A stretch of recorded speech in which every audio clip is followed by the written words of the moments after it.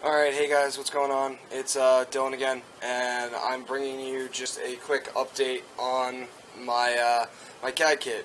So, since the last time I showed you this, it's changed a little bit.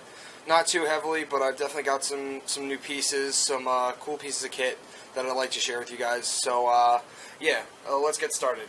Like before, I still have my my comm system with my Thales hand mic.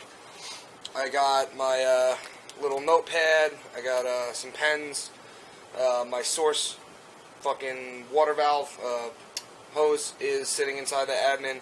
Got the jumbo American flag up front. I finally got that Kydex insert I was talking about, so that's in there. I got my 3 recoil shock mags with the mag pulls on there.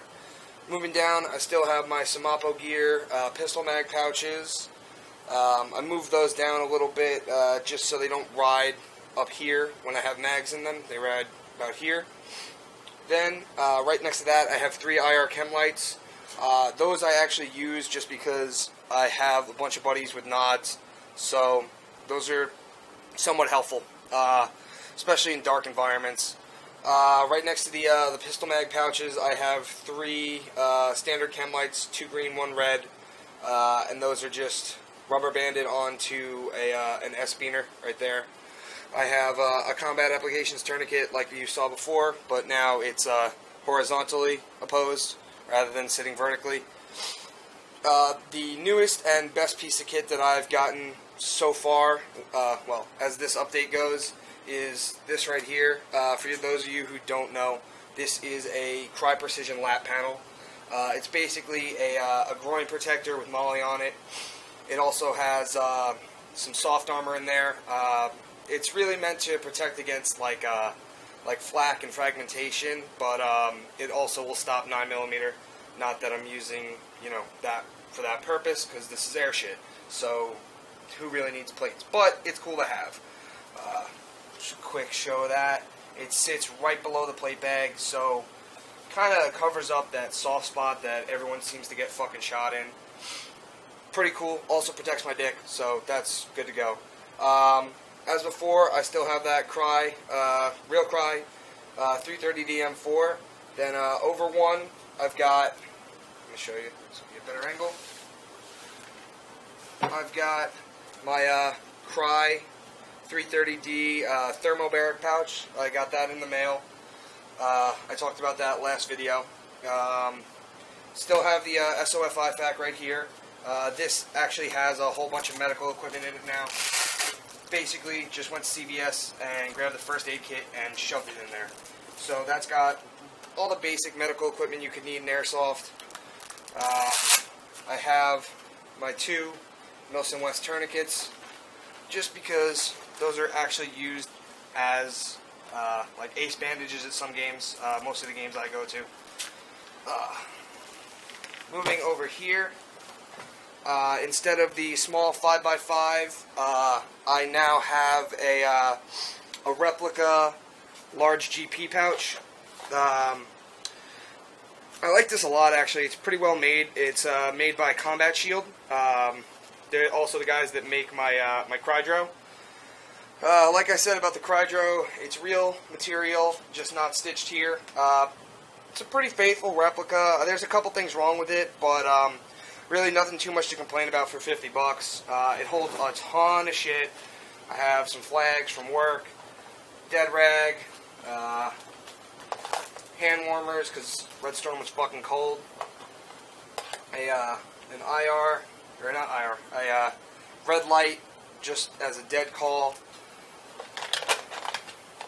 2 more mags just because they fit in there with space to spare.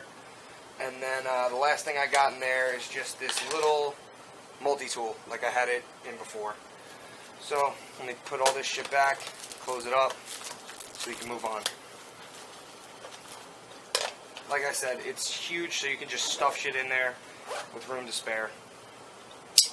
I still got my med shears behind it. Right here in a Grimlock, I've got my gloves, still the, what are these? Outdoor Research. They got pretty torn up recently, so I'm thinking of replacing them soon with some Outdoor Research iron sights. moving to the back, it's still pretty much the same. The only thing that's changed is where I have my antenna. I routed it through the Crye just to give it some shape, really. Then I still have the Molly Monkey Tactical Thermo, as well as the Tier 5x5 back here. And there I just have some batteries right now. Yeah, so that's about it for the CPC.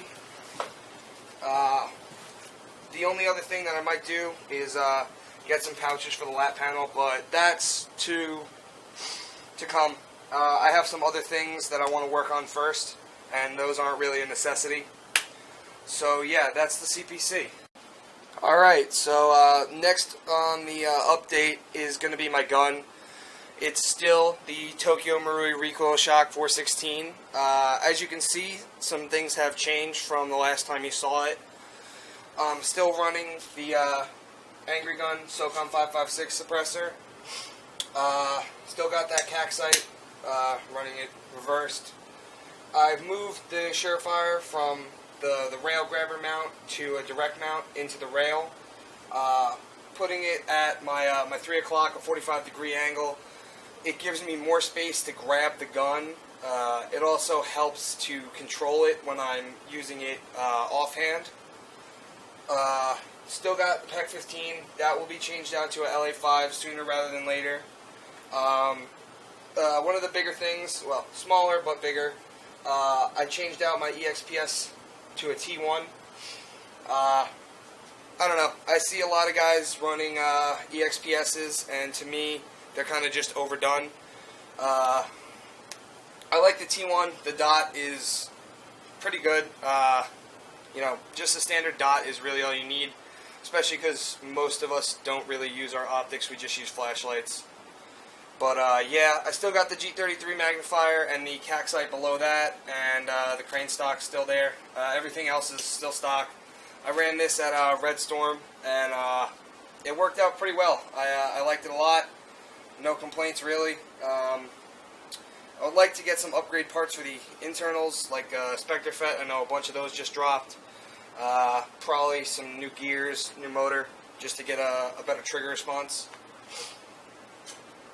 Moving to the other side. The only thing I changed out was the position of where my my pressure switch is. I shoved it in between the rail.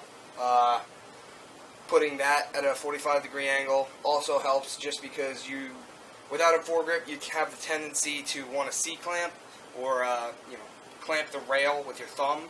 So this way, when I'm shooting, my thumb naturally falls onto the pressure pad, which makes it a lot easier to access it, and it's easier to access as reaching over the rail as well. So yeah, thanks for watching this quick little update. I hope you guys enjoyed it. I do have some more kits in the work. I have something else that I will probably be showing pretty soon. It's almost finished, but I'll show it just as a work in progress. Other than that, thank you guys for watching once again, and don't forget to like, comment, subscribe, and I'll see you guys in the next one.